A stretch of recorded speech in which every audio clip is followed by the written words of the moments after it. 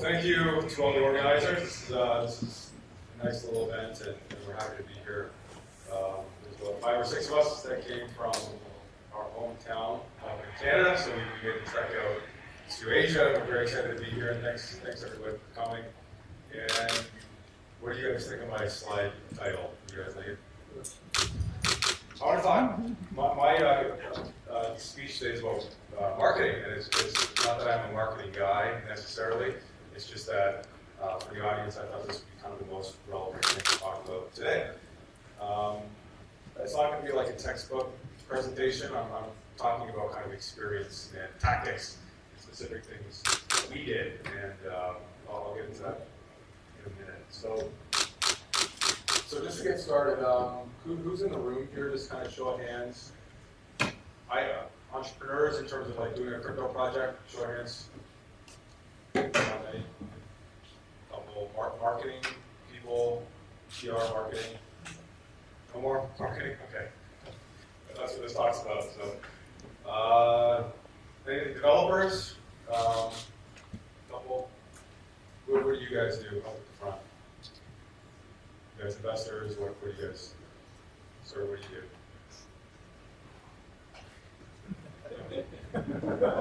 Waiting for the translation. Okay, well, this is what my talk's about, so sorry if it's not relevant to you, but this is it's very important. I'm going to try to kind of articulate why I think this topic is very important, and not just for what you think it might be important for. I'm not necessarily saying what I tell you today is relevant today. I'm not saying it's necessarily relevant to you. I'm just kind of saying, hey, here's what I did, here's what I learned, and if you can take any pieces of that and learn from it, then please do. So here's Trevor's golden rules of crypto marketing from my hotel room a few minutes ago. But this is kind of what I've distilled down to kind of share with you guys. So number one, the community is literally your project. It's not just a vanity metric or just a number. It's like in decentralized projects, your community is your project. It's literally your project because crypto is typically open source, it's decentralized, and everything that matters is the engagement and the size of your community. So marketing is important because that's how you build your community. You build it through marketing. Number two, distribution first. There's an old saying, build it and they will come. And that is not true in tech. It is the opposite. You get them to come and then you build. So for marketing, think of it, think distribution first. I see a lot of projects that like build the technology, but it's not really solving anyone's problems, and that's an issue. They say Steve Jobs, when he built the iMac, the original one, you guys know like the color, like iMacs, the big things. So anyways, he built it. He told his engineers, this is how I want it to look, and you've got to build within those constraints. You've got to build the tech within that form. Distribution first. Next one. This is a little controversial, but I think you have to be loud, you have to get the megaphone out, and you have to tell your world about your crypto project. Because no one cares, and everyone else has 20 other projects every day that come out. And if you don't take it seriously, if you just say, oh, we're just going to work on the technology in the background and then the world's going to appreciate all these amazing innovations, it's not going to happen. You have to get out there. You have to get out of the office. You have to come to events like this. It's just non-negotiable. When I look at investing in projects, that's something I look for. Is this team capable of distributing and telling the story? And have they demonstrated that in the past? And lastly, you have to take pride in your marketing. Even if you're an engineer, you have to really be proud of it. You have to, when people say you have good marketing, it's not an insult to your tech. It's saying, thank you, I work really hard on our marketing design, and we take pride in it. Okay, so what's our experience here? Well, like I said, I wasn't trained in marketing. I didn't go to school for marketing. I would not even consider myself a marketer. But I do have some experience kind of with digital marketing. I know how to sell things. I think that's an important skill set to have. And I've kind of refined my skill set over the last decade kind of in startups and online marketing. So that's kind of my background. Don't be discouraged if you don't have any background in marketing. This stuff is very teachable and learnable and applicable to the project that you're doing. So why else should you listen to us? Well, I think we've done a good job with our brand. Show of hands, who's heard of Polymath before I got on the stage with our logo? Hey, most hands, yeah. Okay, good. So yeah, there you go. So the fact that people out in Hong Kong and Asia have heard of us, that I think is a testament to the work we did in marketing. Specifically, we grew our community explosively quickly. We literally broke Telegram. Back in the day, like late last year, there was a 50,000 limit, and we were the first crypto project to hit that ceiling with actual community members. We had more than Ethereum, Ripple, and a bunch of others. So that was big because now we can kind of go out and brag a little bit that, look, the world is interested in what we're doing. Also, you'll see on the right side, our traffic was kind of insane. That was just January of this year. That's Google Analytics, and we had like millions and millions and millions of impressions in that month alone. And yeah, that's obviously one of the reasons we're so well known. And then other kind of media-based initiatives and TV slots, we were pretty active in getting in all the big publications. We'll talk more about that in a little minute. So all of that marketing and all of that awareness from the media has translated into traction. And this goes into my thesis of why marketing is important. It's not important in and of itself. It's a means to an end. And that end is users. It's getting like us. We had investors on the platform. These are users of Polymath. We had issuers, like the other side of our user marketplace, sign up. We had all kinds of volume traded on our token. Just one day we had 62 million, which was just a lot. And it allowed us to kind of do all the other business development things like launch partnerships, get credibility. We did acquisitions, M&A as well. And our brand awareness and marketing helped us get there. And all that traction turned into kind of a global community, because once the globe saw that one little cluster of the world is interested in this, other people started getting curious. And we're from North America. We have a big presence in the U.S. and Canada, but that didn't stop us. You can see we have users and partners and issuers from all over the world. And that translated into purchasers. So we had a lot of high-profile people get interested in this project because of our brand, because of what our story was, because of the team that we were building, because of kind of the early traction. So marketing equals money is kind of what I'm trying to say. And I had some previous relationships with these folks, but that doesn't mean you can't do it if you don't have any.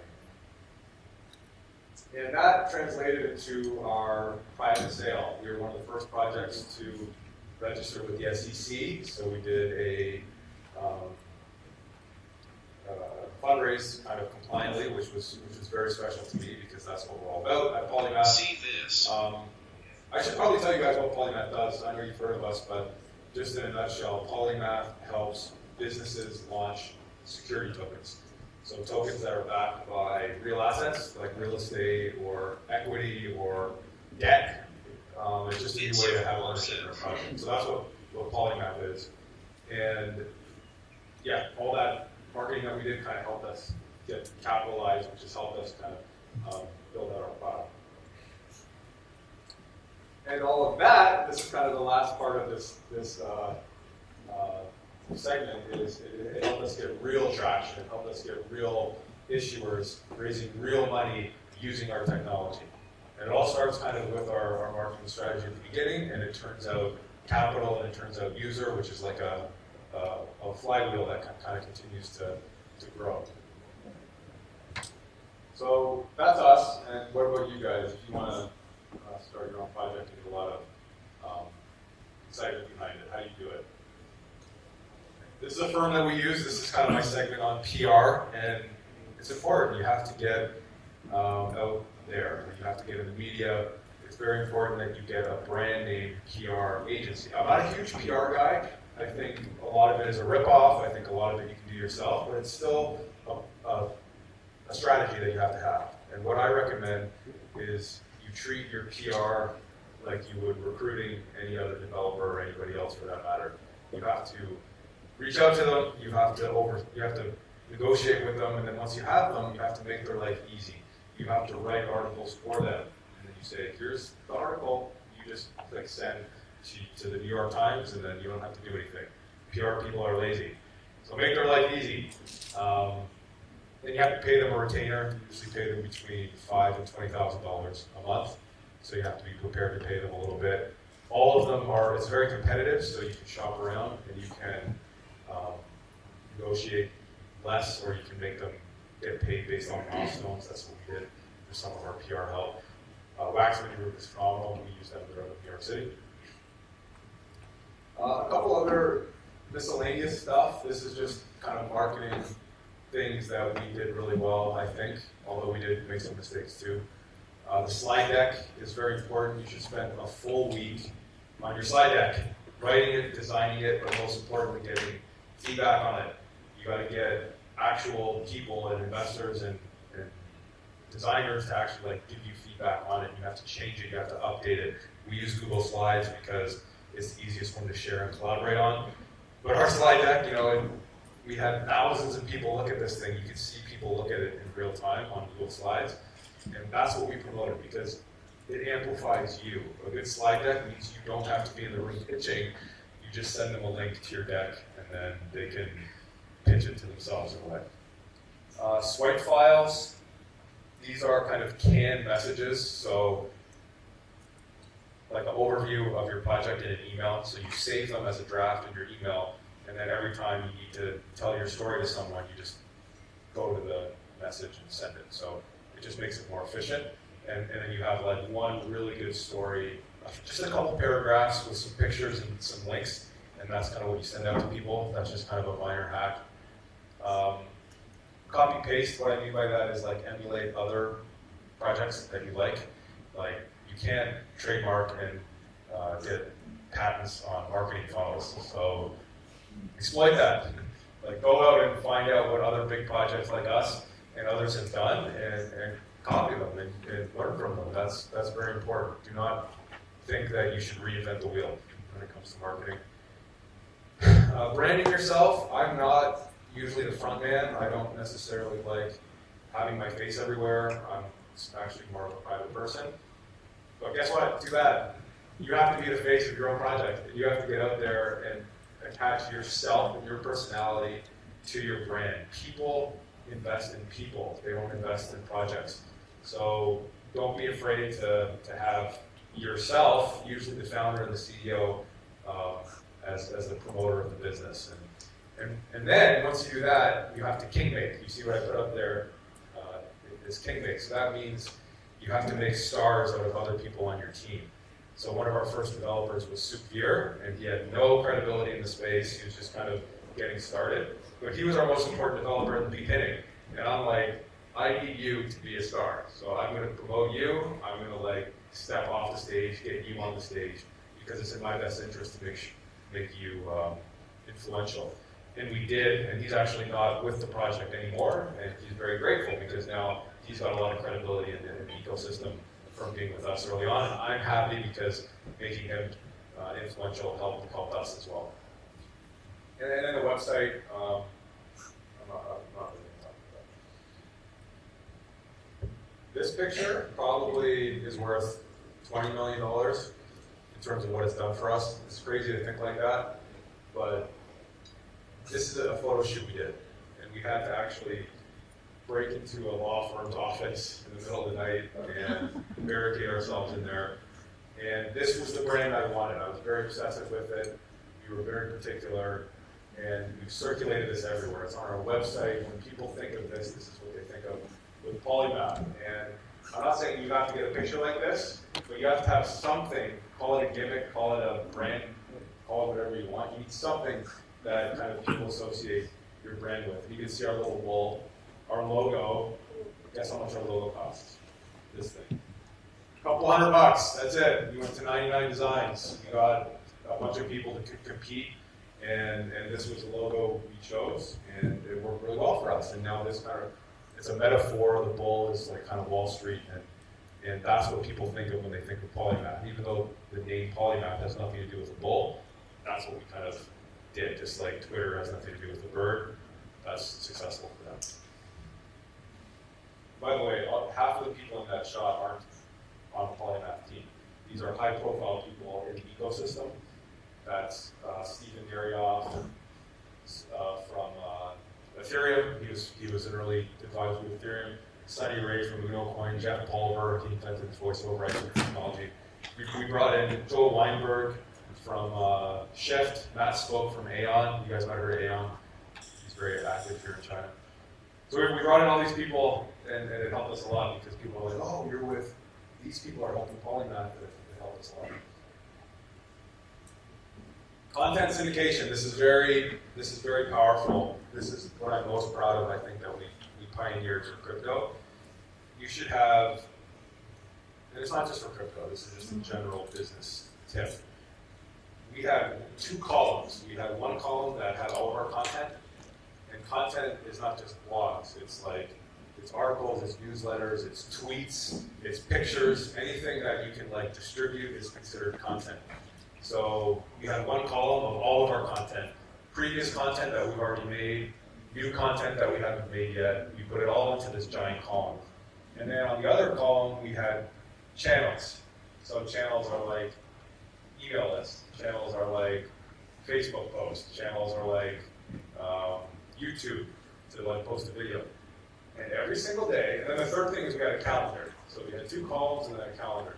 And the calendar was every single day we said one piece of content in multiple channels. That was Monday. Day 2, we had another piece of content in multiple channels. And we would pick, this blog post needs to go on Facebook, Twitter, and email list, and paid traffic. So every single day, we had like a rigorous system to distribute content that stuck with our branding and stuck with our message. And you can see all the different channels up here that you can use to distribute your content. So it's very powerful. And over and over again, people kind of saw our tagline, our brand, our story.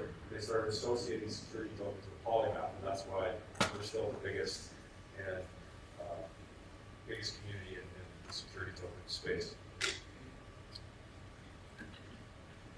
This actually lied. This was actually more important than the content calendar. This was way more important. So every success story has like a moment like this. So if you look at a company like LinkedIn, it was when they added the feature, invite 100 people with 1 click, send this email out to them, and then that was their catalyst. That was the moment that caused them to explode. For us, it was CoinMarketCap. So we bought an ad on CoinMarketCap. I'm not going to say publicly, but if you pull me aside, I'll tell you how much we paid for it. You could buy a small house with it. It's a lot of money. And we said, hey, we want to generate a lot of demand. So we posted this ad, but we were smart. We didn't just say, like, here's our logo, and like, just look at it and then remember it. That wasn't good enough. That wouldn't make it worth it. So what we did is we had a funnel, and we said, if you click on our ad, you will get an airdrop, okay? But we said, you don't get the airdrop right away. You have to do a bunch of things first. So we're making them actually engage with certain aspects of our platform before they get the airdrop. So the funnel was CoinMarketCap ad to a website that forced them to fill out a survey. And the survey was, who are you? Why are you here? What's your Ethereum public address? How are you going to use the platform? We had all this beautiful metadata that is valuable to you. And then at the end of it, we said, by the way, if you want to get this airdrop, you have to sign up to our Telegram group. So we had to go through this whole process, and because of that, we grew our list to 50,000 Telegram subscribers. We grew our issuer and investor list to tens of thousands of people. So this is what worked for us. It might not work anymore, like maybe that hack is done, but you need to think of some kind of catalyst that's going to launch your brand awareness. Conferences, we have done some really good ones.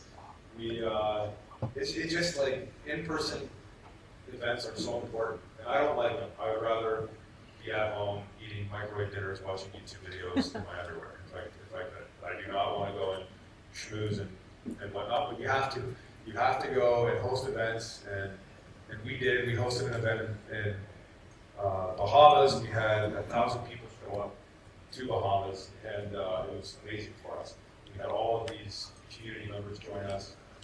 So you got to do it. You got to host hackathons. You got to host developer events. You have to host kind of partner events to say thank you to people. This is kind of what you have to do. That's pretty much it for the content. I also want to mention we're going to be more active in Asia. As much as I might be kind of bragging by accident about our marketing, we dropped the ball in a lot of areas. I think we dropped the ball here in Asia.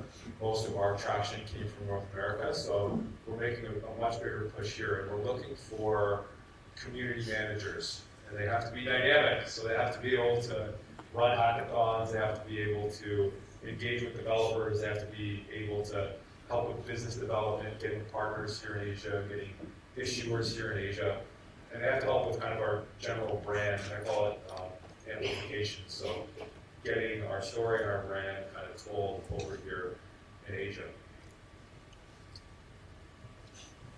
I think I'm a little bit over, but that's the extent of my presentation. If you have questions.